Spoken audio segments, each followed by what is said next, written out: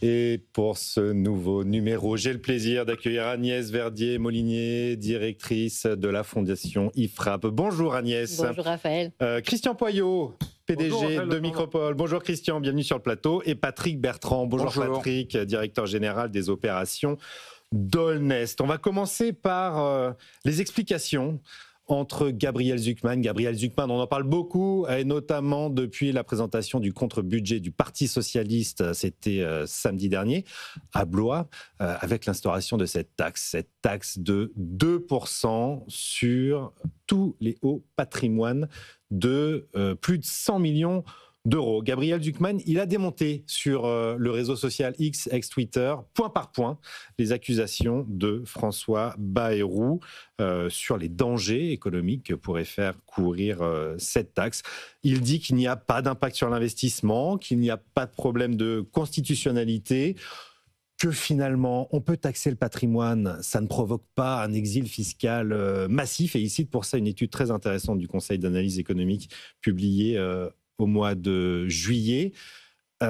Qui dit vrai dans cette histoire? François Bayrou qui dit que c'est dangereux pour l'économie ou Gabriel Zucman qui argumente sa réponse? Agnès Verdier-Molinier, honneur aux dames. Écoutez, là, on fait un tour de table.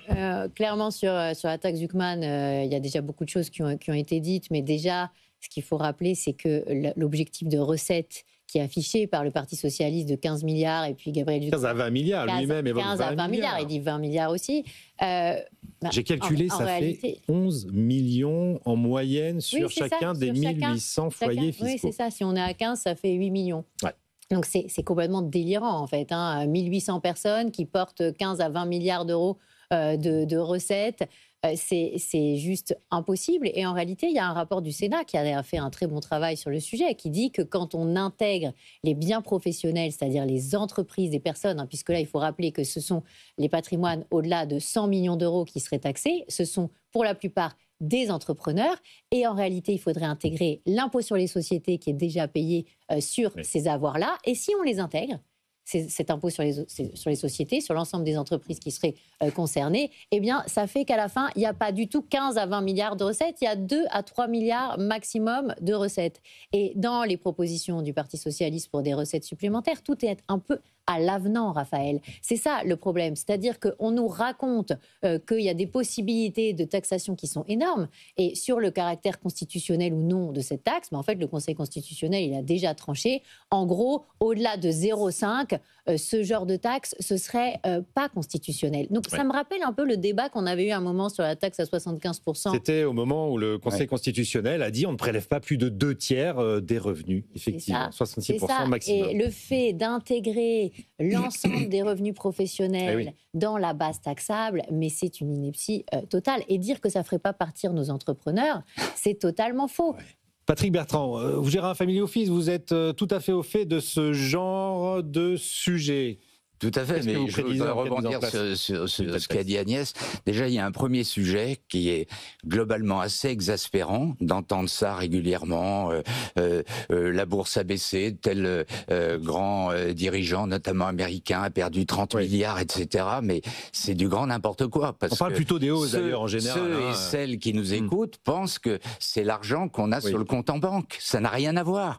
C'est la détention d'un actif professionnel. Donc, si on pouvait déjà commencer à parler de la réalité, et si c'est de l'argent ultra riche qui est sur son compte en banque, Agnès l'a soulevé, il a déjà supporté de l'impôt, puisque s'il a été distribué, il a supporté à ce stade de l'ordre de 30 à 35% de flat tax, et théoriquement, il vient nourrir l'épargne ou il vient nourrir l'investissement. Ça, c'est le premier point. Le deuxième point, ça y est, ça commence, j'en connais.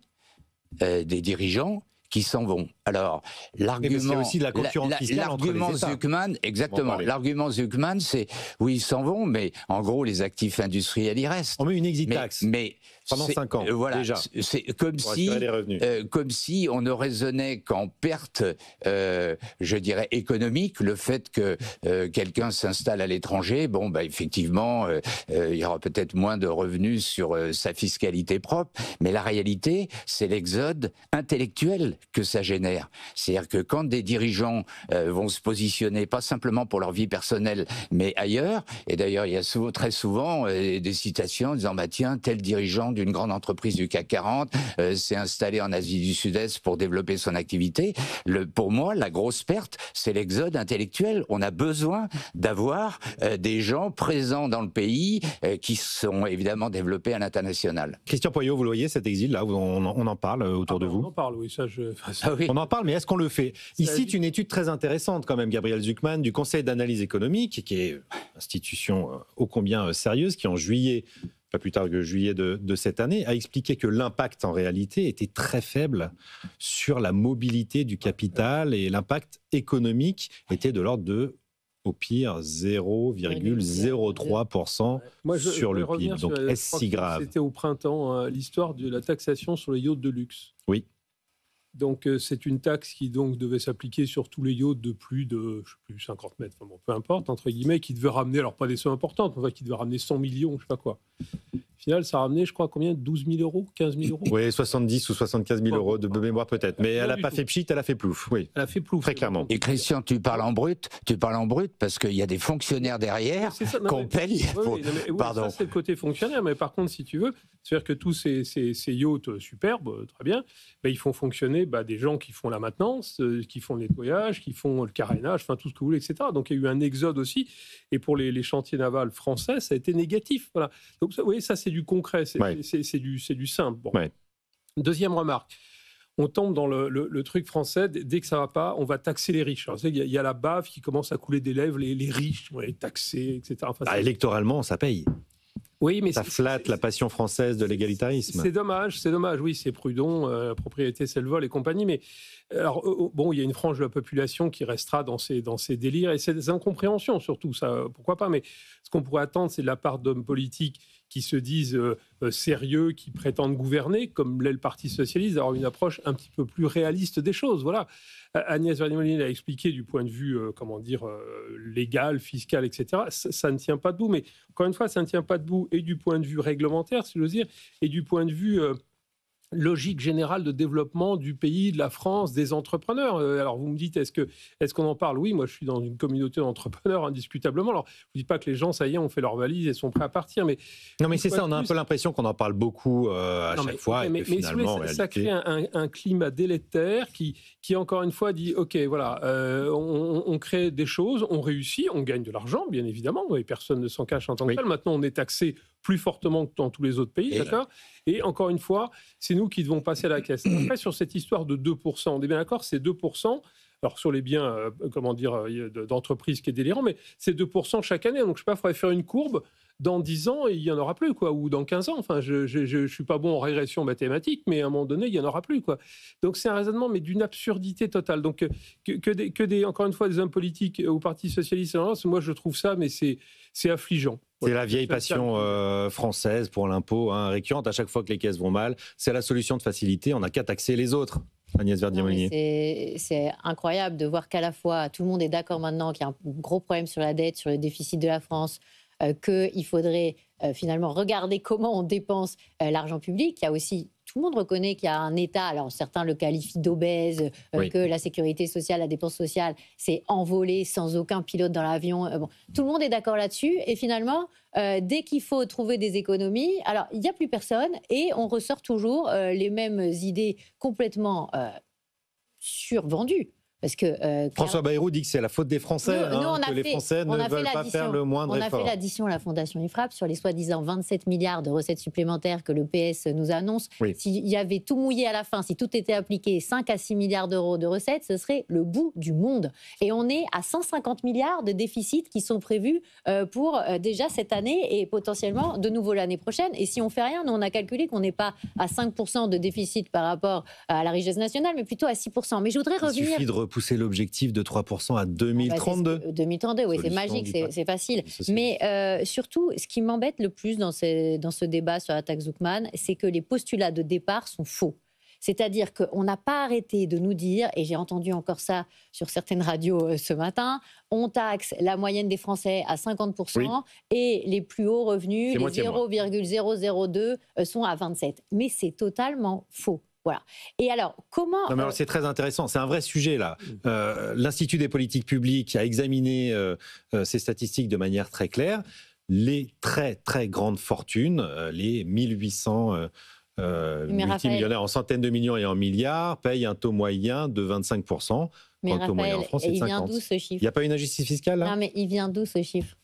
De l'Institut des politiques publiques. D'accord, mais quelle est l'assiette sur laquelle tout ça est calculé?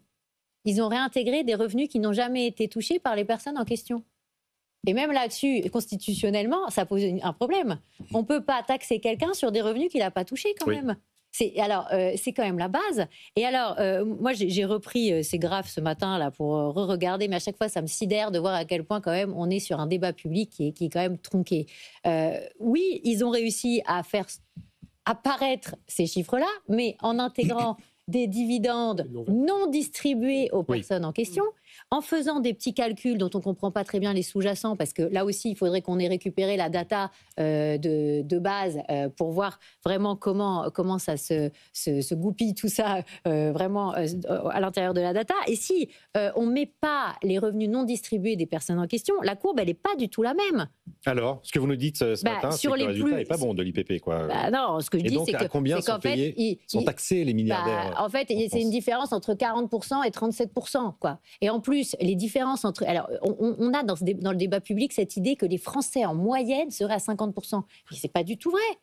En moyenne, alors nous, on va publier une nouvelle étude de la Fondation IFRAP, justement, pour revenir sur ces sujets. Parce exclusivité sur BFM Business, les résultats. On trouve que c'est... Alors, si on prend que les impôts directs des ménages, la moyenne des Français, ils sont taxés à 18,5%. Dedans, il y a tous les impôts directs, la CSG, l'impôt sur le revenu, taxe ajouter toutes les cotisations d'habitation, sociales, IFI, etc. D'accord, mais OK.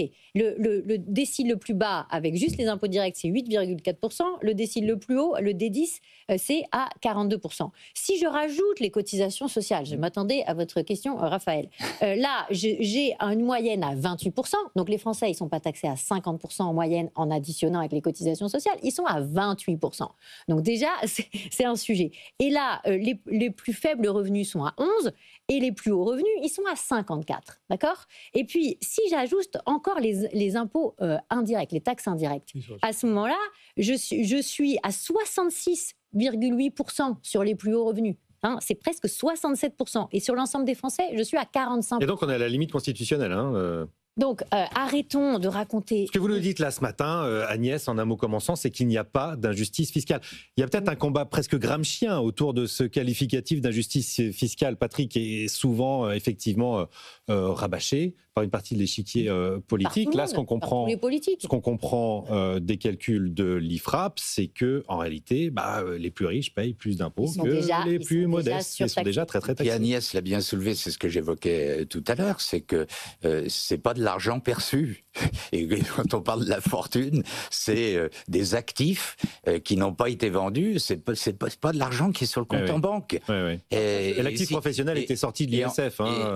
Oui, bien sûr. Auparavant, oui, il faut le rappeler. Ce qui gâche un peu le débat, c'est qu'on est en situation très compliquée. Est-ce Christian qu'on doit faire des efforts? Oui, bien sûr. Et là, je reprends ce qu'avait dit Patrick Martin avant l'été. Est-ce que les entreprises, entre guillemets, qui sont déjà les plus taxées en Europe, je ne parle même pas à l'international, se disent OK, on serait prêt à faire un effort aussi. Et la réponse a été oui.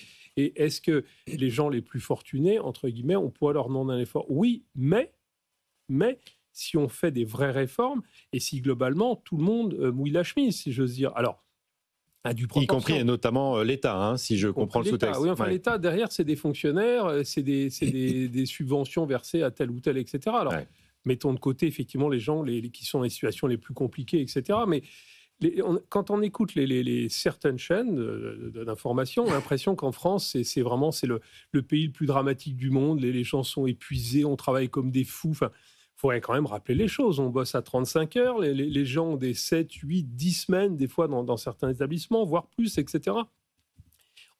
Il faut voyager un peu. Ce que je disais en introduction, on est un peu dans une sinistrose ambiante. Parfois, on oublie de se rappeler... De se regarder qu'on est dans un pays qui, quand même, on se compare, on se console. Vit bien. Encore une fois, je ne nie pas que une petite partie de la population vit dans la difficulté. Mais vous voyez des reportages sur les retraités où il y a des gens, de braves gens certainement, ils ont 62, 63 ans et ils ronchonnent, ils vont avoir 30 ans payés en retraite ou 35, on leur souhaite la plus longue vie possible. Donc, il faut que tout le monde se dise on va faire un effort. Le débat sur les 2 jours des jours fériés, suppression des jours fériés. C'est hallucinant. Ah oui, mais si vous dites aux Français, vous allez travailler 2 jours gratuitement, on peut comprendre qu'il y a une réticence, non? Mais le narratif est peut-être pas. Qu'est-ce qui s'est passé, la mise en place des 35 heures, et on les a payés le même prix, et ils ont travaillé 5 heures de moins par semaine, d'accord? Exactement. Tout le monde était d'accord. Donc, oui. quand est-ce qu'on va prendre conscience qu'il faut mouiller la chemise, faire des efforts qui doivent être proportionnels, évidemment, à sa situation, à son entreprise, etc. C'est ça ce qu'il faut remettre sur la table. Un mot de la concurrence fiscale, quand même.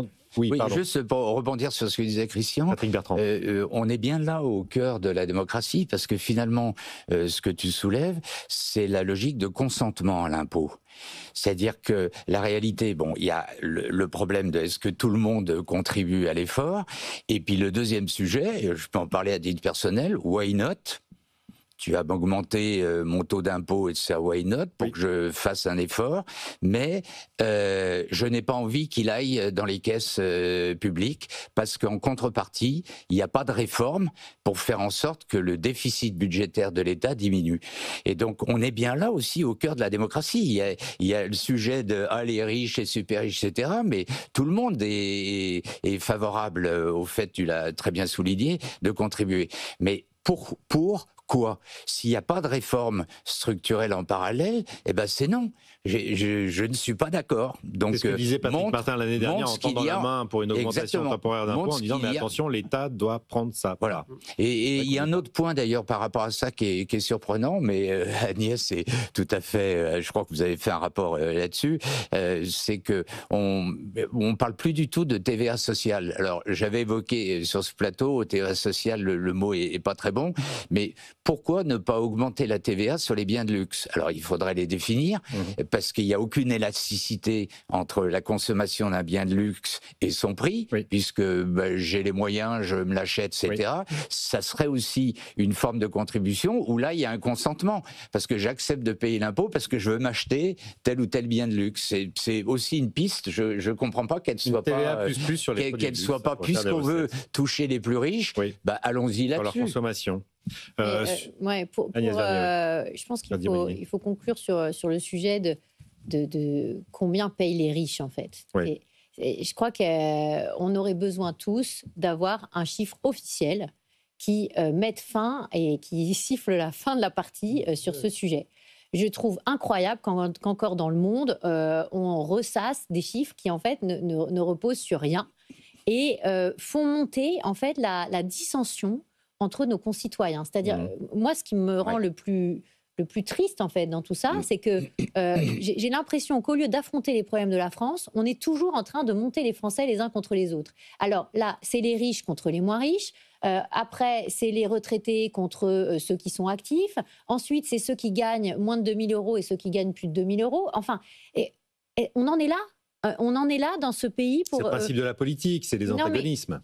Mais je trouve ça extrêmement dangereux. Voilà. C'est dangereux parce que ça crée... C'est la conflictualisation du pays aujourd'hui. Ça crée des fractures. Faire croire à nos concitoyens que la moyenne des Français paye plus que les 0,002, c'est dramatique pour finalement la cohésion de ce pays, pour faire qu'on avance tous dans la même direction. On est dans une situation d'instabilité politique qui est extrêmement grave. Cette instabilité politique, elle va générer de la crise économique. En réalité, c'est pas parce qu'on est en crise économique qu'on a de l'instabilité politique, c'est parce que, à force de ne pas affronter les questions budgétaires, derrière, on détruit de la richesse nationale. 0,3 points de PIB selon les estimations de l'OFCE. On avait parlé de 12 milliards, effectivement, l'année dernière. On dit qu'en 2025, c'est 20 milliards de PIB, de richesse nationale, qu'on a perdu en additionnant toute l'instabilité qu'on a eue depuis, finalement, la dissolution. Et ce qu'on aurait dû avoir en 2022, c'est une coalition stable pour avoir une majorité et pouvoir faire des réformes. Mais ça, on voit bien, c'est très compliqué qu'on n'a pas cette culture en France. Oui, mais ce qui est paradoxal, Raphaël, c'est que quand il y a un budget zéro valeur, comme ce qui est proposé par le Premier ministre François Bayrou avec son gouvernement, qui va dans la bonne direction, qui n'est pas la quintessence de la réforme qu'il faut faire, parce que la réforme qu'il faut faire, c'est de la réorganisation, c'est revoir les missions de l'État, revoir les missions des collectivités locales, revoir les missions de la sécurité sociale, réorganiser tout ça pour que ça nous coûte moins cher. C'est 119 milliards de surcoût de production de nos services publics chaque année. C'est les chiffres OCDE qu'on a retravaillés dernièrement à la Fondation IFRAP. C'est gigantesque.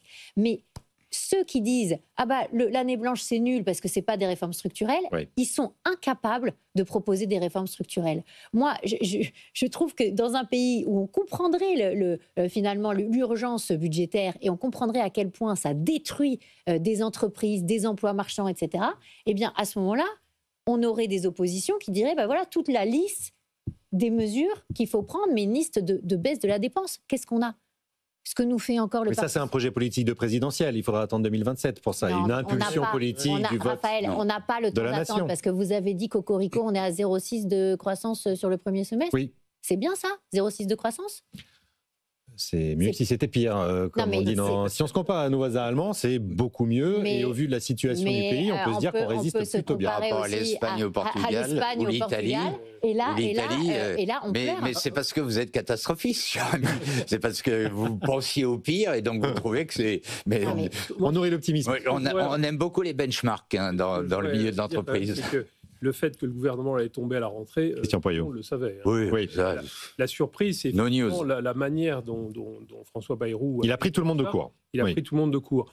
Mais honnêtement, j'allais dire dans les milieux informés, ce qui ne veut strictement rien dire, enfin en tout cas dans la sphère économique, on disait de toute façon la probabilité que le gouvernement tombe était égale à 95%. Alors c'était au mois d'octobre, c'était au mois de septembre. Et tout le monde disait, qu'est-ce qui va déboucher derrière ? Il n'y aura pas de budget ou un budget en reconduction de celui de 2025, ce qui revient à faire une année blanche. Alors, qu'est-ce que ça donne une année blanche ? Alors, quand on lit, c'est entre 5 et 15 milliards. Bon, mais Agnès sera plus pointue que moi. Bon, c'est pas assez. Alors, c'est pas assez, hein, c'est évident. Donc, si vous voulez, le monde économique, il est surpris sans l'être, entre guillemets, quoi, si j'ose dire. Bon, voilà. Et il est résilient, c'est-à-dire que... il est résilient, il a un chef d'entreprise, qu'est-ce que qu'il fasse ? La vie économique continue. Il va se mettre à s'arrêter, se mettre à pleurer. Il essaye de se battre. Il est sur des marchés internationaux qui sont compliqués aussi. Après, des situations difficiles, j'ai un petit recul en tant que chef d'entreprise. J'ai jamais connu de période où c'était il fait beau, tout est simple. Faut pas s'exagérer. Bon, donc faut pondérer ce sujet politique. N'empêche qu'il reste grave structurellement parlant. Donc c'est pas tant grave là en septembre 2025, mais c'est grave sur les 5, 10, 15, 20 prochaines années, 30, etc. où il n'y a pas de réforme de fond. Et encore une fois, je voudrais insister. Qu'il y ait des extrêmes qui sont dans des rêves, des délires plus exactement, qui ne veulent rien dire, ça c'est la nature humaine. Ce qui est déplorable, c'est que des partis de gouvernement ne sachent pas faire de consensus. Parce que là, on se focalise sur la tâche Juckman, mais je vous rappelle que le Parti socialiste dit on va suspendre la réforme des retraites aussi. Et ça, pour moi, c'est un indicateur mais extrêmement clair d'idéologie. Ça en a surpris plus d'un, effectivement, le retour à 62 ans. De mentir aux Français. Oui. La réforme des 62 ans, les socialistes étaient vent debout contre. Maintenant, ils sont pour. Après, les seules périodes durant lesquelles on a rétabli les finances publiques, je vais m'adresser à la spécialiste, c'est quand même sous la gauche et rarement sous la droite. Il y a peut-être un discours politique de conquête du pouvoir et l'exercice du pouvoir s'impose après une réalité un peu différente. Le début du septennat de Macron, la dette a diminué, etc. Et je ne suis pas un hagiographe d'Emmanuel Macron, je n'ai pas de carte de parti. Mais il vient du Parti socialiste, Emmanuel Macron. Il a fait une politique. Il y avait le travail de la fin de Hollande. Dans les 20 dernières années. Il y avait le travail de la fin de Hollande. Pour répondre à Raphaël, le problème qu'on a, c'est que on a des gouvernements de droite, ou on va dire de centre droit ou gauche, parce qu'on ne sait pas trop comment qualifier quand même les différents gouvernements d'Emmanuel Macron. Il a toujours été dans le en même temps. Mais quand Nicolas Sarkozy arrive au pouvoir, il veut faire de la politique de l'offre aussi. Il veut baisser les taxes. Mais en fait, il n'arrive pas à baisser suffisamment la dépense publique. C'est-à-dire que ce qu'on voit quand on fait le bilan du quinquennat Nicolas Sarkozy... c'est 600 milliards de dettes supplémentaires, Nicolas Sarkozy. On a 600 milliards de dettes supplémentaires, mais en plus, on n'a pas baissé la dépense publique et à la fin, on a un ressaut d'impôts qui est très important. Quand on regarde le quinquennat de François Hollande, on commence par une accélération fiscale, accélération fiscale qui s'additionne à l'accélération fiscale de la fin de la dernière année de Nicolas Sarkozy et le plan Fillon d'économie. Donc 80% des économies étaient des hausses d'impôts en fait parce que c'était des rabotages de niche. C'est d'ailleurs ce que nous propose aujourd'hui encore le Parti socialiste. C'est toujours la même chose. Les soi-disant économies sont pour la plupart des hausses d'impôts en fait, puisque ce sont des rabotages de niche. Donc derrière, François Hollande, il nous fait quoi ? Il nous fait globalement, il n'augmente pas tellement la dépense, mais il augmente la pression fiscale. Donc, il endette moins la France, mais finalement, il met le monde économique à l'arrêt, on s'en souvient. Oui. Et qu'est-ce qui se passe en 2004, 2003, 2004 on a, 2013, 2014, on a le tournant pour aller faire le CICE, le pacte de responsabilité. Et heureusement, parce que c'est ça qui permet d'avoir, en 2017, finalement, une année incroyable avec de la croissance, etc. etc. Et 2,6% de déficit. Et derrière, Christian l'a dit, les 2 premières années du premier quinquennat Macron, c'est plutôt pas mal. D'ailleurs, c'était l'échange que j'avais eu avec le président de la République quand on avait eu une émission sur TF1. Il me dit, oui, les 2 premières années, c'était bien. Je dis, oui, mais 2 ans sur 8 ans, c'est quand même pas top. C'est un peu lourd. Donc, à un moment, voilà. Et ce qui s'est passé, c'est que la politique de l'offre d'Emmanuel Macron, elle est carrément lilliputienne. C'est-à-dire qu'il fait des mini avancées sur taxer moins les c'est les baisses d'impôts et la flexibilisation du droit du travail, quand même, les 2 premières années. Quand on fait le bilan, Raphaël, on l'a encore fait dernièrement, les écarts avec la zone euro sur la masse de prélèvements obligatoires qui pèsent sur nos entreprises, on est à 157 milliards encore de surcoût en moyenne par rapport à la zone euro hors France. Ça veut dire quoi? Ça veut dire qu'on fait globalement à peu près du surplace en termes de surfiscalité, de surcharge de la France par rapport aux autres pays. Là, on parlait de la TVA sociale. Si on voulait faire de la TVA sociale vraiment en effaçant l'écart qu'on a en total de cotisation, c'est 40 à 50 milliards en comptant les cotisations sociales, salariales et employeurs. C'est 40 à 50 milliards de hausse de TVA qu'il faut faire. C'est gigantesque. Ça va être un des sujets de l'automne avec les 80 ans du financement de la sécurité sociale. C'est des sujets sur lesquels on aura l'occasion de revenir sujet chaud. Très largement.